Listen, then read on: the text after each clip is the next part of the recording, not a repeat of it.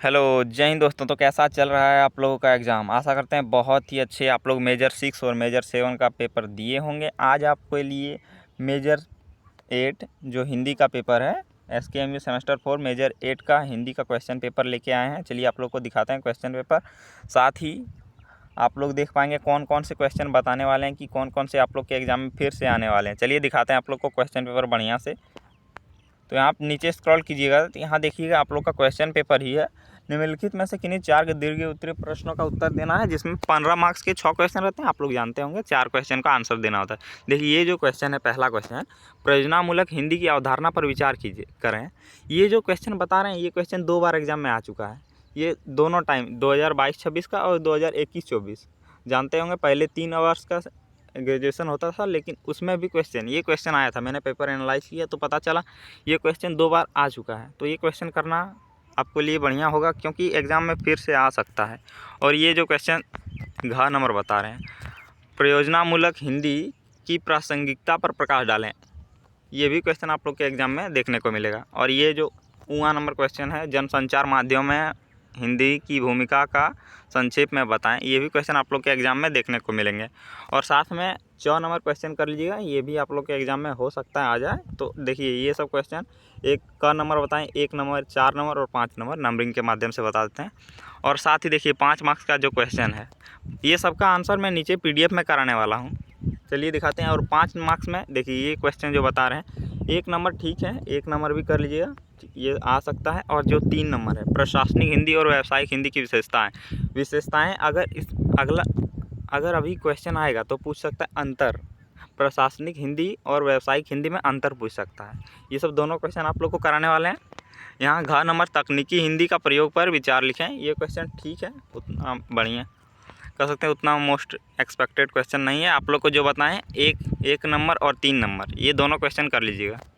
और चलिए नीचे स्क्रॉल करते हैं, यहाँ देखते हैं जो 1 मार्क्स का 5 क्वेश्चन रहता है, जिसमें प्रशासनिक हिंदी किसे कहते हैं, ये सब जितने भी शॉर्ट क्वेश्चन हैं आप लोग कर लीजिए। हो सकता है 1 मार्क्स में सब यही सब क्वेश्चन रिपीट होते हैं 1 मार्क्स में।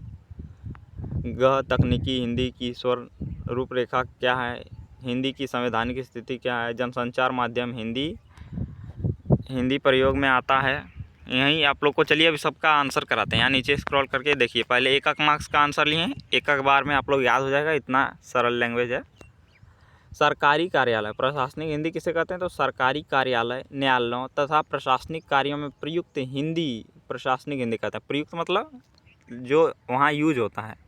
तो सरकारी कार्यालयों में, न्यायालय में, प्रशासनिक कार्यों में जो यूज होता है, जो हिंदी का उपयोग होता है, उसी ही क्या कहते हैं, तो प्रशासनिक हिंदी कहते हैं।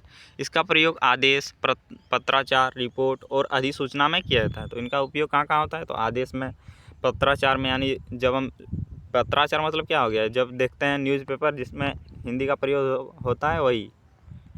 आगे बढ़ते हैं, दूसरा है व्यावसायिक हिंदी। व्यावसायिक हिंदी किसे कहते हैं, तो व्यापार, उद्योग, बैंकिंग और विपणन के क्षेत्र में प्रयुक्त हिंदी को व्यावसायिक हिंदी कहते हैं। प्रयुक्त मतलब क्या, उपयोगी हिंदी को, यानी उपयोग किया जाने वाला को क्या कहते हैं, प्रयुक्त कहते हैं। तो व्यावसायिक हिंदी कहते हैं। इसका उपयोग व्यापारिक पत्र, विज्ञापन और अनुबंध में किया जाता है। अनुबंध मतलब क्या होता है, संधि। जब 2 व्यापारी जैसे मिल कर काम कर रहा है तो संधि, बॉन्ड लिखेगा कि दोनों मेरा 50% भागीदारी है, अभी जैसा भी भागीदारी है, तो उसको अनुबंध कहते हैं।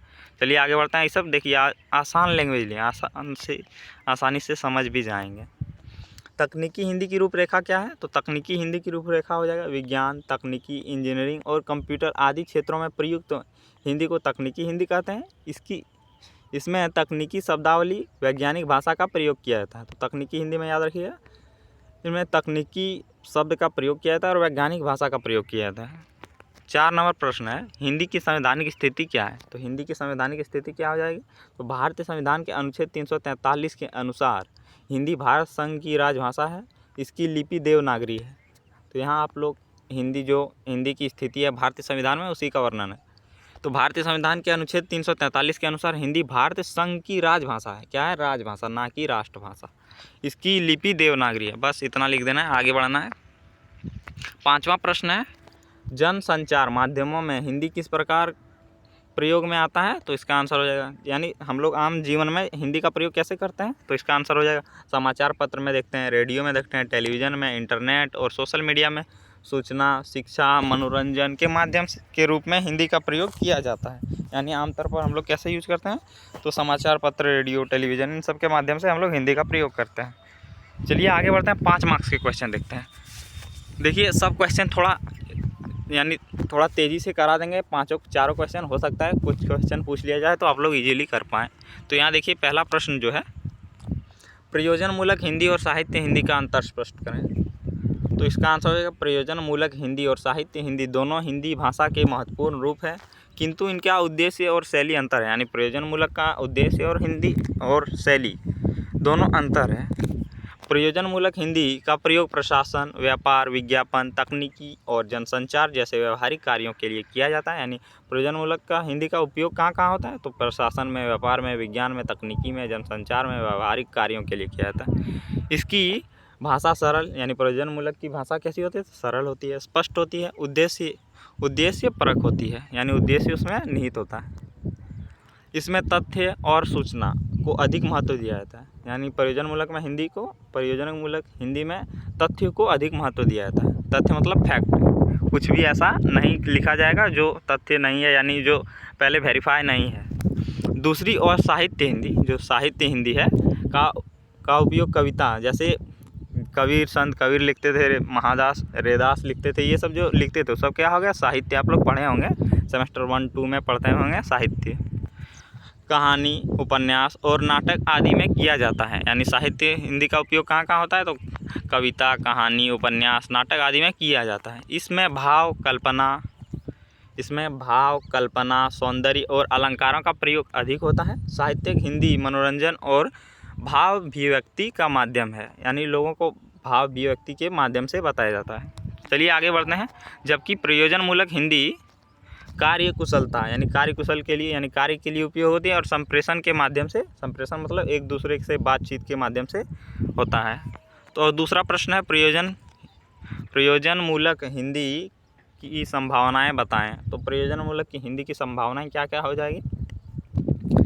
आधुनिक युग में प्रयोजन मूलक हिंदी की संभावनाएं अत्यंत व्यापक है। यानी जो प्रयोजन मूलक का हिंदी की संभावना है वह बहुत बड़ा क्षेत्र में है। तो कह सकते हैं प्रशासन में, जैसे शिक्षा में, विज्ञान में, तकनीकी में, व्यापार में, जनसंचार के क्षेत्रों में इसका महत्व तेज़ी से बढ़ रहा है। Digital media, internet, blog, YouTube और सोशल मीडिया में हिंदी सामग्री का मांग लगातार बढ़ रही है। जैसे कि सबसे आप लोग जानते हैं यूट्यूब का डाटा, सबसे बेसी कंटेंट क्रिएशन भी भारत में है। कितना कंटेंट क्रिएशन, यानी जब सबसे अधिक कंटेंट कहाँ बनता है, तो भारत में ही बनता है, और सबसे अधिक कंज्यूम भी कहाँ होता है, तो भारत में ही होता है। कंटेंट कंज्यूम भी होता है, और सबसे अधिक, अब अगर आप लोग देखिएगा, जैसे मेरा चैनल है तो मैं जैसे मेरा सब्सक्राइबर कोई करता है तो चैनल में दिखा देता है कि नया सब्सक्राइबर ऐड हुआ है। तो जब भी उसका चैनल खोलते हैं तो मोस्ट ऑफ चैनल पाते हैं कि उसका चैनल खुल गया है। ऐसा कभी 1-2 चैनल रहता है अपवाद, जैसे कि 50-60 चैनल किए हैं तो 10 चैनल हो सकता है कि जिसमें चैनल ना खुला। मोस्ट ऑफ बच्चे क्या करते हैं, जितने भी स्टूडेंट हैं वो सब अपना चैनल खोल के रखते हैं। अनुवाद, पत्रकारिता, कंटेंट राइटिंग और तकनीकी लेखन में रोजगार के नए अवसर उत्पन्न हो रहे हैं। आगे बढ़ते हैं। सरकारी कार्यालयों और शिक्षा संस्थानों में हिंदी के बढ़ते प्रयोग से इसकी उपयोगिता और अधिक बढ़ी है। वैश्वीकरण के दौर में हिंदी अंतर्राष्ट्रीय स्तर पर भी अपनी पहचान बना रही है, इसलिए भविष्य में प्रयोजन मूलक हिंदी की संभावना अत्यंत उज्जवल है, यानी बहुत अच्छा है। वैसे आप लोग जानते होंगे भारत में अपनी मातृभाषा का उतना सम्मान नहीं है। चलिए आगे डिस्कस करते हैं। तीसरा प्रश्न है, ये प्रश्न आप बहुत VVI आप लोग कर लीजिएगा। प्रशासनिक हिंदी और व्यावसायिक हिंदी में विशेषता बताइए। ये अंतर में भी पूछा जा सकता है, तो अंतर में क्या लिखना है, दोनों का लिख देना है। ये इसमें कार्य होता है, और जैसे प्रशासनिक दफ्तरों या न्यायालय इन सब में यूज होता है, व्यावसायिक हिंदी व्यापार में यूज होता है। इसी प्रकार एक लाइन बना के लिख सकते हैं, या पहले प्रशासनिक हिंदी लिख सकते हैं, उसके नीचे व्यावसायिक हिंदी लिख सकते हैं। चलिए आगे बढ़ते हैं। तीसरा प्रश्न है, प्रशासनिक हिंदी वह हिंदी है जिसका उपयोग सरकारी कार्यालय, न्यायालयों और प्रशासनिक कार्यों में किया जाता है। इसका मुख्य विशेषताएं स्पष्टता है, यानी क्लियर रहता है, और संक्षिप्त रहता है, यानी शॉर्ट रहता है, शुद्ध रहता है, एक्यूरेट रहता है, और औपचारिकता मतलब क्या हो गया, फॉर्मल रहता है। औपचारिकता मतलब क्या होता है, जो हम सरकारी कार्यालय, न्यायालय इन सब में, स्कूल में प्रयोग करते हैं उसको क्या कहते हैं, औपचारिक कहते हैं। और जो हम आमतौर पर जो फैमिली या दोस्त के लिए यूज़ करते हैं उसको क्या कहते हैं, अनौपचारिक। इसमें सरकारी आदेश, पत्राचार, रिपोर्ट और अधिसूचनाएँ लिखी जाती है। दूसरी ओर व्यावसायिक हिंदी का प्रयोग व्यापार, उद्योग, बैंकिंग और विपणन के क्षेत्रों में होता है। इसकी भाषा सरल, प्रभावशाली और व्यावहारिक हिंदी होती है। व्यापारिक पत्र, विज्ञापन, बिल, आगे बढ़ते हैं थोड़ा, हाँ, बिल और अनुबंध आदि में इसमें शामिल होता है। अनुबंध मतलब बता दिए, संधि होता है। अनुबंध का अर्थ है प्रशासनिक हिंदी शासन व्यवस्था को सुचारू बनाती है, यानी बढ़िया से चलाती है प्रशासनिक व्यवस्था को। और जबकि व्यावसायिक हिंदी व्यापारिक गतिविधियों को सफल बनाने की में सहायता करती है, यानी जो व्यावसायिक हिंदी हो वो सब व्यापारिक को सफल बनाता है और जो प्रशासनिक हिंदी है वो प्रशासन को सुचारू रूप से चलाता है। 4 नंबर प्रश्न है, तकनीकी हिंदी का प्रयोग पर विचार लिखें। चलिए क्वेश्चन संभावना नहीं है कि आ जाएगा, तो चलिए इसको जल्दी से करते हैं। तकनीकी हिंदी वह हिंदी है जिसका प्रयोग विज्ञान, तकनीकी, इंजीनियरिंग और कंप्यूटर जैसे क्षेत्रों में किया जाता है।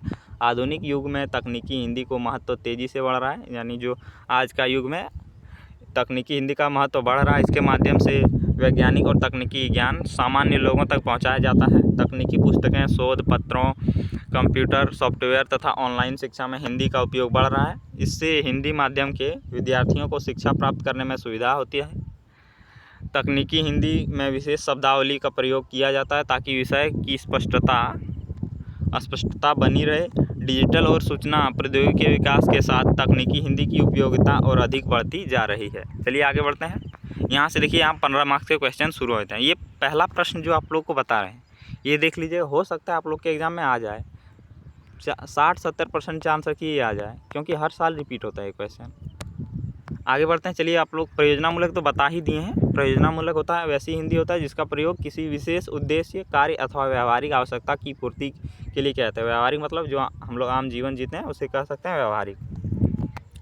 यह हिंदी की व्यावहारिक रूप जिसका उपयोग प्रशासन, शिक्षा, विज्ञान, तकनीकी, व्यापार, मीडिया तथा अन्य व्यावसायिक क्षेत्रों में किया जाता है। साहित्यिक हिंदी जहाँ भाव मतलब इमोशन, इमेजिन यानी कल्पना और सौंदर्य, ब्यूटी कह सकते हैं की अभिव्यक्ति मतलब क्या होता है, अपने विचार को एक दूसरे तक फैलाना ही क्या कहलाता है, अभिव्यक्ति पर आधारित होती है।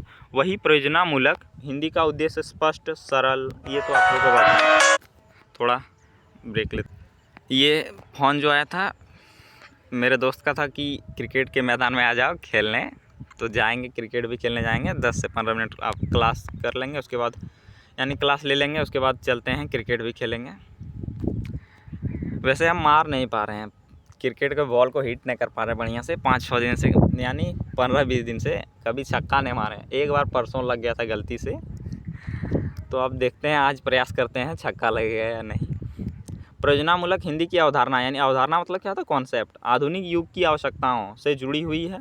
विज्ञापन, विज्ञान, तकनीकी, उद्योग, प्रशासन तथा जनसंचार के विकास के साथ ऐसी भाषा की आवश्यकता महसूस हुई है जो सरल, सटीक और कार्योन्मुख हो। इसी आवश्यकता से प्रयोजनामूलक हिंदी का विकास हुआ है।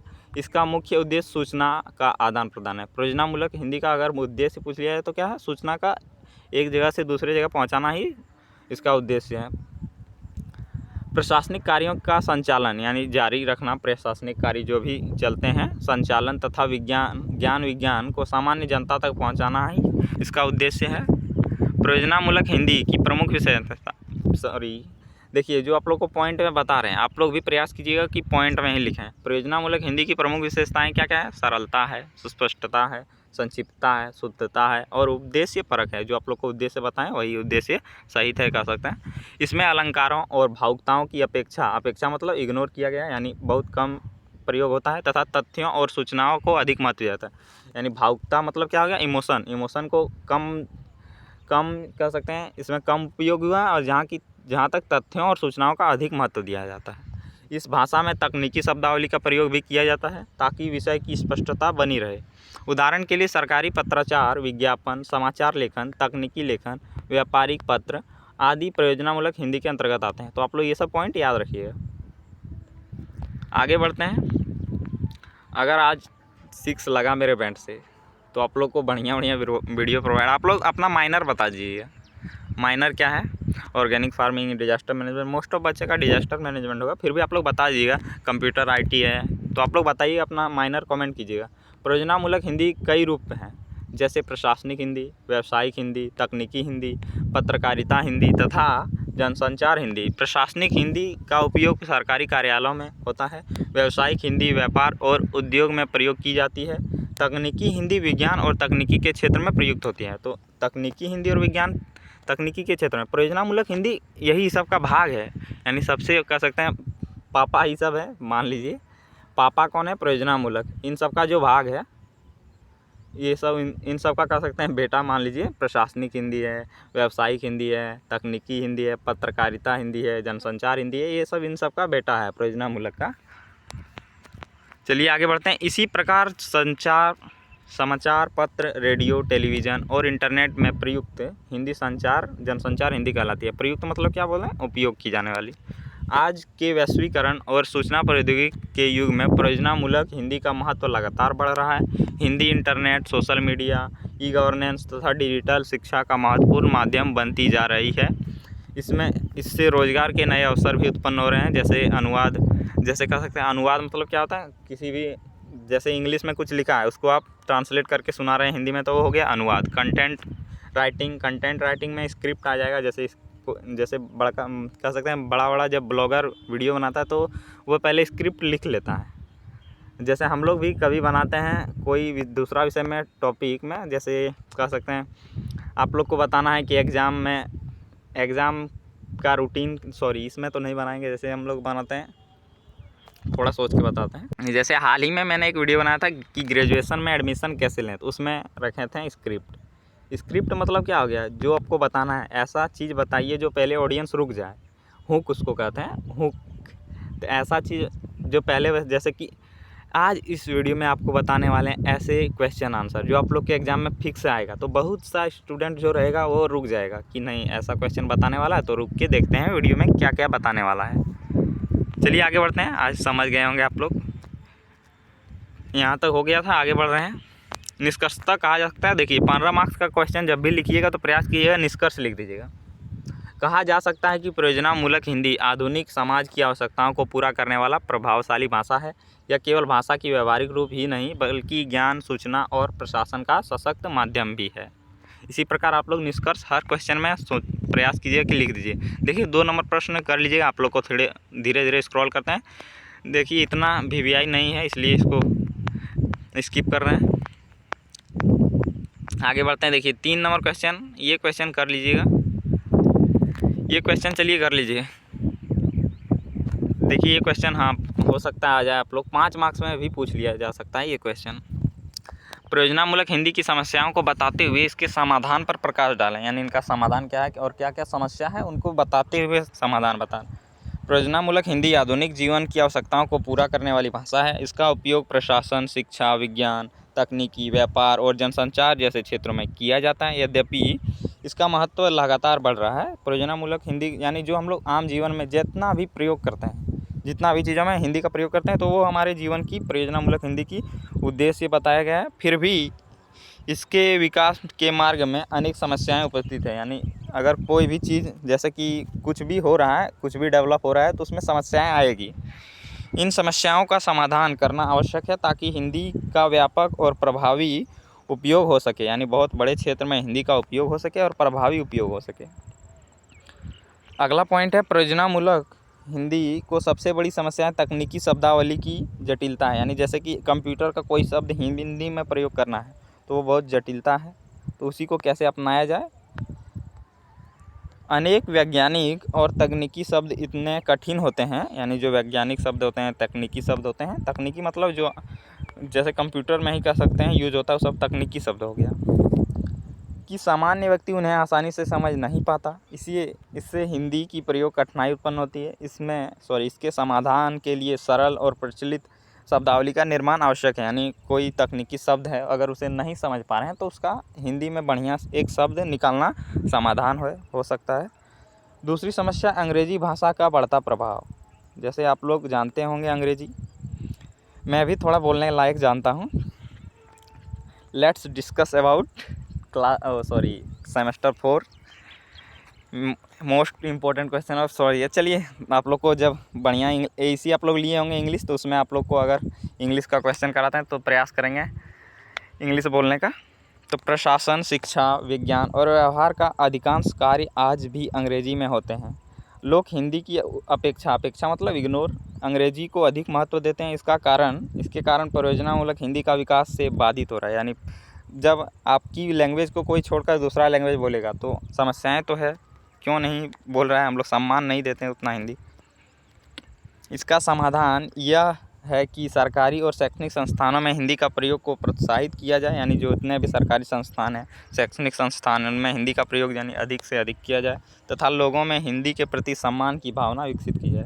यही अगर विकसित हो जाए कि लोगों हिंदी के प्रति सम्मान ये लैंग्वेज माना जाए, तो हिंदी कह सकते हैं बढ़िया से यूज होगा, विकास बढ़िया से होगा और अधिक से अधिक कार्य हिंदी में होगा। चलिए आगे बढ़ते हैं। तीसरी समस्या क्या है? प्रशिक्षित विशेषज्ञों की कमी। यानी जो हिंदी में प्रशिक्षित यानी बहुत अच्छे कह सकते हैं लेखक नहीं है, कह सकते हैं, ऐसा बता रहा है। तकनीकी लेखन, अनुवाद यानी जो तकनीकी शब्द होते हैं उनका अनुवाद करने वाला नहीं है। पत्रकारिता, प्रशासनिक कार्यों के लिए दक्ष हिंदी विशेषज्ञों की आवश्यकता होती है, लेकिन ऐसे लोगों की संख्या सीमित है। इसके समाधान हेतु प्रशिक्षण कार्यक्रम, कार्यशाला तथा विशेष पाठ्यक्रम चलाया जाना चाहिए। तो इसी प्रकार क्यों एक हिंदी अनुवाद करने की कमी है मतलब लोगों की कमी है। चौथी समस्या है मानकीकरण की कमी है। विभिन्न क्षेत्रों में अलग अलग प्रकार की शब्दावली और शैली का प्रयोग किया जाता है, जिसमें भ्रम की स्थिति उत्पन्न होती है। इसके समाधान के लिए एक समान और मानक शब्दावली विकसित करनी चाहिए। शायद आप लोग को बैकग्राउंड साउंड मिल रहा होगा क्योंकि तेज़ रफ्तार से हवा बह रहा है। पांचवी समस्या है डिजिटल क्षेत्र में हिंदी की सीमित उपलब्धता है। यानी डिजिटल क्षेत्र में अगर आप लोग देखते हैं, कंप्यूटर चलाते होंगे कभी, तो देखते हैं वहाँ मोस्ट यानी कह सकते हैं इंग्लिश ही मिलता है। यद्यपि इंटरनेट पर हिंदी का उपयोग बढ़ रहा है, फिर भी कई तकनीकी सॉफ्टवेयर और प्लेटफॉर्म अंग्रेजी केंद्रित है। इसका समाधान क्या हो सकता है? इसके समाधान के लिए हिंदी आधारित सॉफ्टवेयर यानी सॉफ्टवेयर ऐसा डिज़ाइन किया जाए जिसमें हिंदी भाषा का प्रयोग हो। एप्लीकेशन तथा डिजिटल सामग्री का विकास आवश्यक है।